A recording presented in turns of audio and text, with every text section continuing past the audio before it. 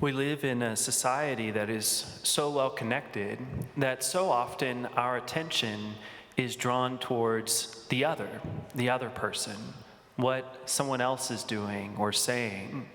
And the Lord in our gospel today calls us to return back to ourselves, to narrow in our focus once again on what we are doing, what we are saying, how we are acting.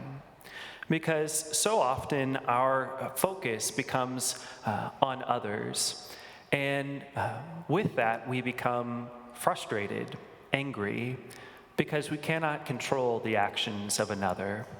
I cannot tell you how often I have someone come to meet with me in my office or someone speak to me in the confessional about what other people are doing, their spouse, their children, their brothers and sisters, their boss, their coworkers, that so often we become enamored and have our attention totally drawn away by the actions of others. And they come and talk to me and want me to arbitrate on the situation, and I feel that I'm getting maybe just one biased opinion on what has happened.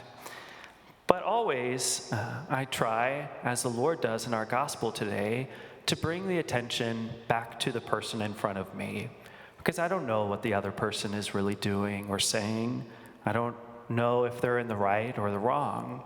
And even if I did, they're not the person in front of me. I wouldn't be able to talk to them or help them in any way. And so it is with the Lord in our gospel today. He calls his disciples to focus back upon themselves, not to try to remove the splinter in their brother's eye, but rather to recognize that there's a wooden beam sticking out of their own eye. They've got problems of their own. They have their own actions in all of this discrepancy. And so it is good for us to take the time to turn back to ourselves. Sure, all of us have people who have sinned against us. Sure, all of us are the victim at one point or another in our lives. But we cannot control the actions of others. And so the Lord calls us today to look back on our own side of the street. Often in any discrepancy with a brother or sister, each of us have our own role that we have played in that problem or that fight. And we cannot control how the other person will react. We cannot control what they will do to make amends. But only we have control over our own actions, what we will do and say, how we will change, how we will make amends, how we will ask for and grant forgiveness. This is what is within the realm of our own control. And so the Lord calls us back to a focus on ourselves today, that yes, other people are going to harm us from time to time, but it is our role to focus on ourselves, on how we may have harmed them, how we may have allowed this relationship to go to a darker place.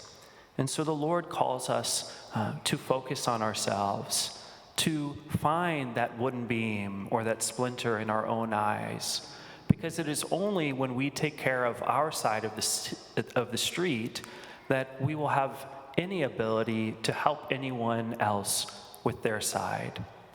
And it is also only when we have helped out our side of the street that so often the other person in this relationship sees that. They see the work that you do. They see the changes that you make. And it inspires them to work on their own side of the street. And so the gospel today for us is this: to look within ourselves. None of us are perfect. None of us have done it all right. And so the Lord calls us to examine ourselves. This is important in relationships in which we have equal standing with the other, spouses and brothers and sisters. But it is all the more important, as the Lord points out, when we have a role of leadership.